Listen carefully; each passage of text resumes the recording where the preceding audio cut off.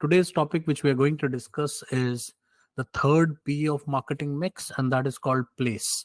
So, the first topic we are going to discuss what is place. So, in the context of marketing place, if we it is referred as marketing channels. So, basically, we all know that if any company wants to deliver a product or a service to their customers, it is very important to set up the right channel, and that channel is called as place. So it's one of the like tough thing to do, because it's not easy to set up a strong distribution channel, but that is the only way you can make the product or service available for the customer. So it is very important that you make sure and make it available for the customers. This is the tough management decisions, as it involves a lot of costs which may affect the selling price of the product. Yes. So with internet uh, so much widely used now, so many customers are already part of this uh, social media, internet. So because of that, the it is a tough decision, because now you can directly sell it to customers, you can sell it through wholesalers, you can sell it through retailers, you can sell it through your own website. So there are so many decisions, there are so many choices now available for for management to take on the channels. So that is why it is not an easy task, it is a tough task for any management to, because a lot of cost is involved. Because if you're setting up a manufacturer, if you're setting up a channel with manufacturer, with retailers, it will, for with wholesalers, so it will require time as well as money. On the other side, if you talk about, if you're selling it online, so that's also required a lot of warehousing of products, a lot of onboarding of a lot of sellers on your portal, so that is also required. So it is one of those tough decisions, because uh, through this only customer is going to buy your product. So how does this network work? So these are the most common channel members, like where the different kinds of channel members. But who are your common channel members? The first one is your distributors. So distributors are generally the bigger players in a particular province or in a particular zone or particular state, who actually hold a lot of inventory with them. And then after the distributor, the second one in this ladder is your wholesaler. So wholesaler is your, after distribution, they are the one who has strong negotiation power with the company. So they try to stock a lot of product with them. Depending upon the demand, they try to give it to retailer. So basically wholesaler goes to distributor to take the products, and then wholesaler will give it to retailer. So retailers will now sell it to customers. So basically retailer will buy from the wholesaler based on the demand in his area, and then uh, they will sell it to their customers. For example, look at milk packets, right? So for milk packets, there will be a distributor in a particular province or in a state or in a city, and then there will be a wholesaler who will be buying a lot of packets, and then there will be retailers who will be buying as per their demand. So they buy 100 packets, 200 packets, depending upon the need or depending upon the demand they have in their area. Or there is another way where a lot of people are selling today is online. So a lot of companies do sell their products online, either through their own portals or through website, or either by both. So a lot of and I have seen a lot of companies, what they are doing, they are using all the channels. They are also using this distribution wholesaler retailer model. At the same time, they are also using online model. At the same time, they're also using their sales force. Sales force means the people they are dedicatedly hired for selling the product. So a lot of sales people are also hired. Like look at companies like Roger, Bell, or in India there are companies like Airtel, or there are Geo, who are very very in the telecom companies, who are very very bigger companies. So what they do, they hire a lot of sales force who sell their SIM cards, who sell their combo plans, and lot of, and they put up a canopy over here and there, and then try to sell the products or create awareness among the people.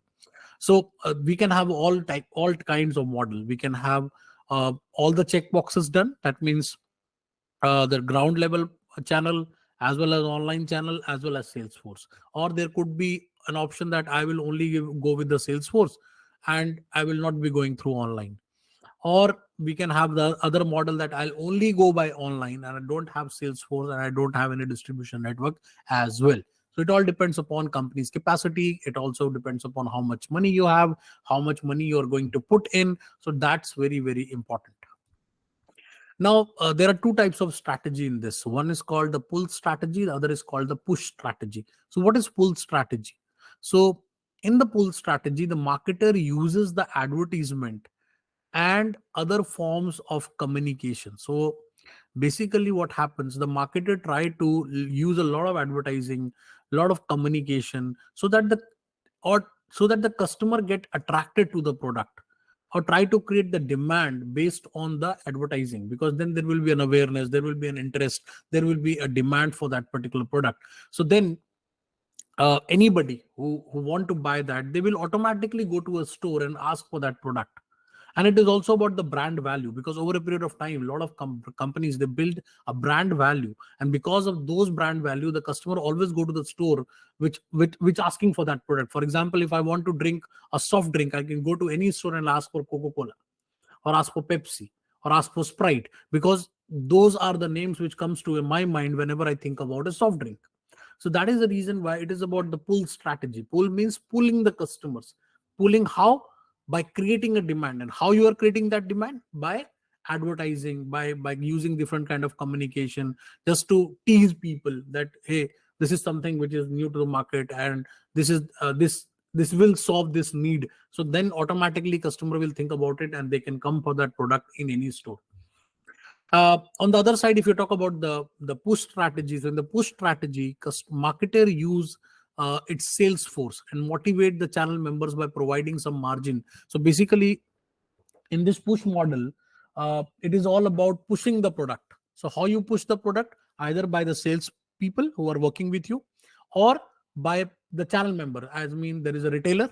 So what you will say to the retailer, you will say, hey, if you want to earn more, you can sell my product. So if other company is giving you 10% margin, I'll give you 15% of margin. So automatically, for just for getting that 5% extra, I will sell that product. A lot of companies, they do it. So either you can create a pull kind of model, where you are directly alluring customers to come to your store for asking for that product, or you can try to create a push strategy, where there is a retail member, or there is a channel member, or there could be a Salesforce people who are motivating customers to buy that product.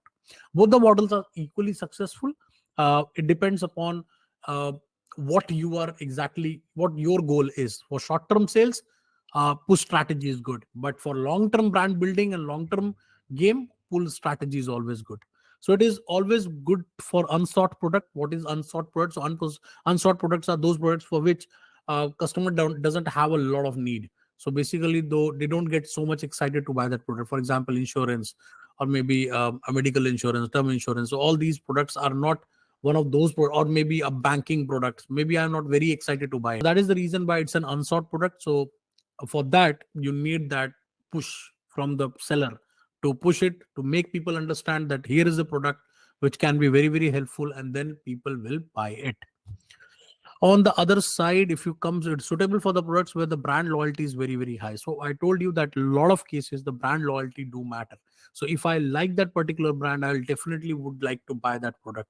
Or even if your prior experience has been good with that brand, then also you will definitely consider that product again to buy, because those brands always keep in mind. For example, I still remember one of the brands which makes mobile cases, which name is Spigen. So if you look at Spigen cases, so once I buy it, I find it very good.